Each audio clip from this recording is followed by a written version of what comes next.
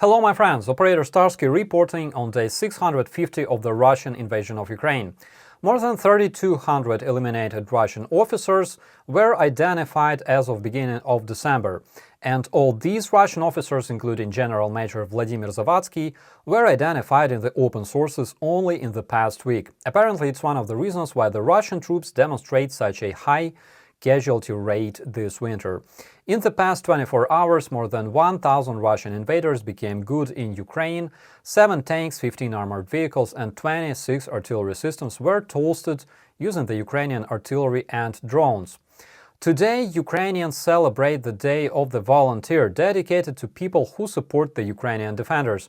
We celebrated the holiday with the fireworks in the Russian city of Taganrog that were delivered by the Ukrainian flying objects. This week, the Ukrainian defenders received almost 5,000 drones armed with armor-piercing and thermobaric charges that will be used against the Russian invaders really shortly.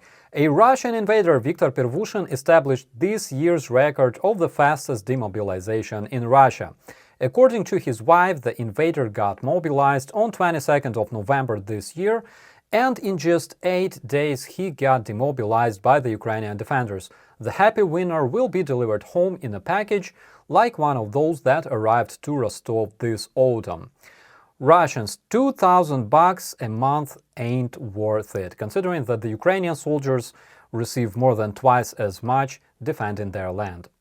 The internationally wanted war criminal Putin, also known as Huilo, threatened Latvia using the same narrative of protecting the Russian speakers as he used earlier in Ukraine. Если они будут проводить такую политику в отношении людей, которые хотели жить в той или иной стране, работали там, создавали какие-то блага для этой страны, и с ними будут так по-свински обращаться, то в конце концов они сами с таким свинством и столкнутся внутри своих стран.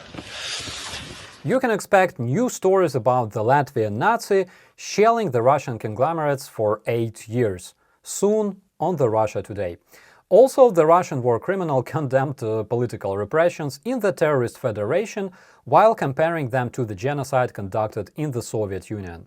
It is more important for us that nothing like this is repeated in the history of our country, because all this as a whole has caused huge, difficult damage to our people and our state, said Russian dictator who himself jailed 3,424 political opponents in Russia between 2012 and 2023.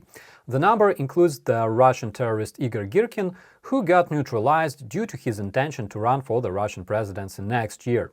And of course, fresh Russian cringe from the terrorist federation. Famous Russian pedophile Ilya Belostotsky, convicted for raping a 13-year-old boy, was released from prison in Russia and mobilized to invade Ukraine. Literally, the Russian army consists of pedophiles, rapists and murderers, which clearly reflects the type of people who support the Russian terrorism around the world.